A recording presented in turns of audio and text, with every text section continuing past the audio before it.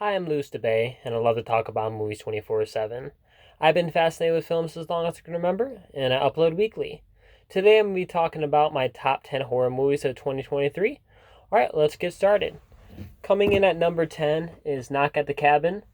I thought this was a really solid M. Night Shyamalan film. It's has some great atmosphere, a great mystery, very thrilling at parts. I really like the intro, how it gets everything started, kind of like jumps right into it, which I appreciated. Had some good writing, very well directed. All the acting was top notch across the board. Probably Dave Bautista's best performance. I like the characters, like the antagonist and the family. I thought everyone was really great. I thought it flowed well. I thought the runtime was very good. I really like the story. It was very intriguing, engaging, and very tension filled and intense. Um, and it definitely ending was maybe a little predictable, but it was just a really solid M Night Shyamalan movie. It didn't overdo it with the twist or anything. It was just a really solid movie. Next up at number 9 is Cobweb. I thought this was a really unique little horror movie. It's set around Halloween, and it's about like this creature in this kid's walls, and it's like, and he has kind of like this really sinister parents. I thought the acting from Anthony Starr and Lizzie Chaplin were amazing. They did a really good job at this in this movie. They felt really creepy. And there's a really creepy dream sequence once I won't spoil in case you haven't seen it. I'm involving them. It's really creepy and chilling scene. I really think this movie was well directed, especially towards the end. A lot of really cool shots. I like that intro of this movie. I really like the ending. It was very interesting and unique. I thought the flow was very good. It was only 88 minutes, so it goes by really quick. This attention filled sort of really unique. It felt like the movie Coraline a lot of parallels, which I appreciate because I do enjoy that movie quite a bit. The ending didn't land entirely, but still very solid. It was just a really good, unique horror movie with a cool creature at the end. I won't tell you what it is in case you haven't seen it, but very different, and I like the some of the the design of the creature. It looks really cool. Next up, number 8 is Saw X. I thought this was an amazing Saw movie. Definitely top 3 Saw movies for sure. You actually end up rooting for Jigsaw this time around because he kind of gets in a situation where he's really wronged by these absolutely terrible people, and he becomes like the anti-hero, putting these like garbage human beings in his trap, so you don't feel bad for them.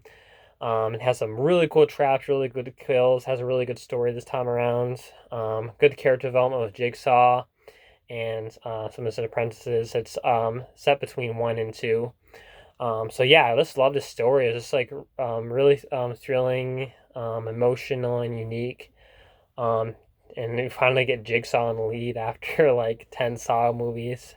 So yeah, I really like this Saw movie. It was really well done. Next up at number 7 is Teen Wolf the movie. I'm a little biased with this pick because I love the Teen Wolf show. It's probably my second favorite show of all time. But I thought it's a really solid movie. It does have its faults. Some things don't make sense and maybe some sloppy writing. But besides that, it was great seeing everyone back again. Scott, Allison coming back, Lydia, Derek, and everyone else. It's nice having an R rating too. With a little bit more blood and language. Yeah, just really this movie worked for me mostly. This is a great seeing the characters back. A lot of great humorous moments. All the acting was fantastic. The directing was great. The movie looked amazing. Really like the intro, how it got everything started. I thought there were some very intense parts and some very emotional parts at the end. I thought the runtime was solid. It wasn't too long, wasn't too short. The overall story was good. They brought back one of the best villains, and they made it work the best they could. Visual effects were pretty good mostly, and yeah, I thought it was a really solid ending. I really enjoyed this movie. Next up is The Nun 2. I thought this was an actually really solid sequel. I actually did enjoy the first one. Didn't love it, but I thought it was good. It was like a B- movie. Didn't hate it like a lot of other people did, but I really liked the sequel. I saw this on my birthday, had a really good time. We saw it in Dolby, where like there's only one other person in the theater. A really cool movie to see in Dolby. There's a sequence at the end involving this like goat creature that was really cool to see in Dolby. Really worked for that. I just really like the intro of this movie. It sets things up really well. It's really creepy and intense. I thought the writing was really good. There's like two sets of characters, and it kind of builds up to this climax. And I thought that really worked. The directing was really good. The imagery was really good. It looked very good looking movie. Acting was amazing. Thought Teresa Farmiga was great once again as Sister Irene. I liked all the other characters like Frenchie and Stormine's character. Um, just a really intense, especially at the end. I thought the ending was really cool and really unique. Thought it flowed really well. The runtime was solid. Just a very tension filled, very cool, fun ending. I thought the story was solid. It's a prequel. You can't expect too much, but the story was pretty cool. I enjoyed it. It was pretty thrilling. And I thought the visual effects were also really good. It looked really good, especially towards the end. Next up is Wrath of Becky. I thought this was a really fun campy horror movie. I enjoyed the first one. Actually saw the first movie right before I saw this one. Just watched Becky at home and went straight to the theater to see Wrath of Becky. Like that one, I ended up loving this one. I like some over the top horror movies, and this was definitely up my alley. I think Lulu Wilson's great as Becky. I thought the intro and like the revenge scenario was really good. Um, I thought I liked this love her as a character. The villains were great. You definitely want to see her taking everyone down. The kills are really fun, hilarious, and over the top, and really gory.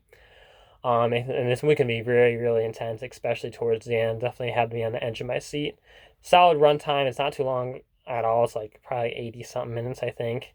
So overall, I liked the story, liked the villains, had some really fun, humorous moments, and I liked the ending and kind of the tease for a sequel. Hope we do get a third one. But yeah, really fun movie. And next up after that is Totally Killer. This is basically like Back to the Future meets like a slasher killer movie, and I absolutely loved it. I love this like kind of genre of movies where they just take a classic film and mix it with a horror movie like Happy Death Day with Groundhog Day, Freaky with Freaky Friday, It's a Wonderful Life with It's a Wonderful Life. Yeah, and this was one of the best ones. Honestly, I love this movie.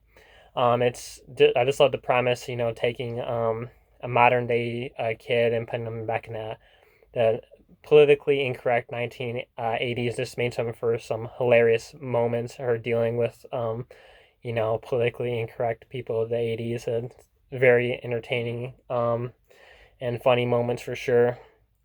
I just really like the intro, how it gets everything started. Thought the writing was pretty smart and witty. Um, I thought that all the acting was good. I liked the characters. Kieran Shipko was really good. Um, and it could be pretty intense at sometimes, like the ending, and it had the perfect flow, perfect runtime. This went by really quick, really fun. I just really liked the story, what they went with. It was really fun and unique. Just like really funny movie. Like the mystery aspect and how it ended. It was just an awesome, fun little horror movie. Next up is Talk to Me. I love this movie so much, and when I saw the trailer, I didn't think I was going to like it. I thought the trailer looked very generic and bland, but when I saw it, I absolutely loved it. Definitely one of the best horror movies I've seen in a while. One of the few horror movies that creeped me out. When I saw it, I was just all alone in the theater.